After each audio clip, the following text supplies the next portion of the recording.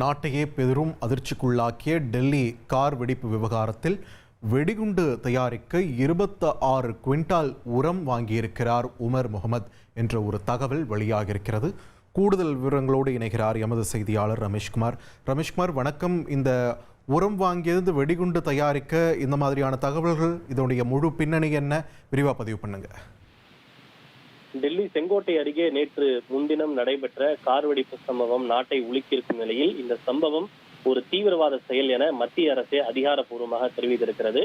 இந்த car வெடிப்பை நிகழ்த்தியது Umar தான் எனவும் DNA பரிசோதனையில் உறுதி செய்யப்பட்டிருக்கும் நிலையில் தொடர்ந்து விசாரணையில் பல்வேறு திடுக்கிடும் தகவல்கள் வெளியாகி வருகிறது. அதன்படி இந்த உமர் IED வெடிகுண்டை தயாரிப்பதற்காக சுமார் 26 குவிண்டால் அளவுக்கு NPK உரங்களை வாங்கியிருக்கிறார். NPK என்பது நைட்ரஜன், பாஸ்பரஸ் மற்றும் பொட்டாசியம் உரம். இந்த NPK உரம் விவசாயத்திற்காக விவசாயிகளால் அதிக அளவு பயன்படுத்தக்கூடிய உரம் என்பது குறிப்பிடத்தக்கது. இதனை மத்திய அரசே விவசாயிகளுக்காக மானிய விலையில் வழங்கி வருவதும் குறிப்பிடத்தக்கது.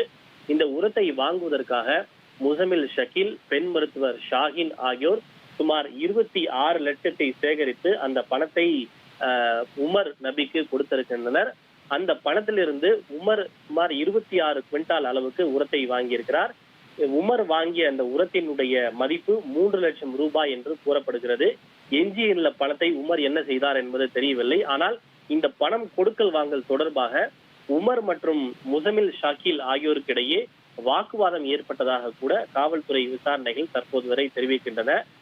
பொதுவாக இந்த பயங்கரவாதிகள் வெடிகுண்டை தயாரிக்க பல்வேறு விதமான வழிமுறைகளை மேற்கொள்வார்கள். ஆனால் ஒரு விவசாயத்திற்கு பயன்படுத்தக்கூடிய உரத்தை IED வெடிகுண்டு தயாரிப்பதற்காக இவ்வளவு பெரிய அளவில் அவர்கள் வாங்கி இருப்பது என்பது உண்மையிலேயே இது முதன்முறை கேள்விப்படக்கூடிய மிக நூதனமான ஒரு அரிய தகவலாக இருக்கிறது.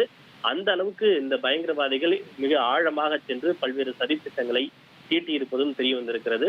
இது தவிர கடந்த 2 நாட்களாக காவல்துறையினர் மேற்கொண்ட விசாரணை மற்றும் சோதனையில் உமரினுடைய டைரியை காவல்துறையினர் கைப்பற்றி இருக்கின்றனர். அந்த டைரியில் நவம்பர் 8 முதல் 10-12 வரை பல்வேறு தேதிகள் அவரது டைரியில் குறிப்பிடப்பட்டிருக்கிறது. இதன் மூலம் அந்த மேற்குறிப்பிட்ட தேதிகளில் பல்வேறு தாக்குதல் சம்பவத்தை நிகழ்த்த அவர்கள் திட்டமிட்டிருந்தார்களா என்ற கேள்வியும் கோணமும் எழுந்திருக்கிறது.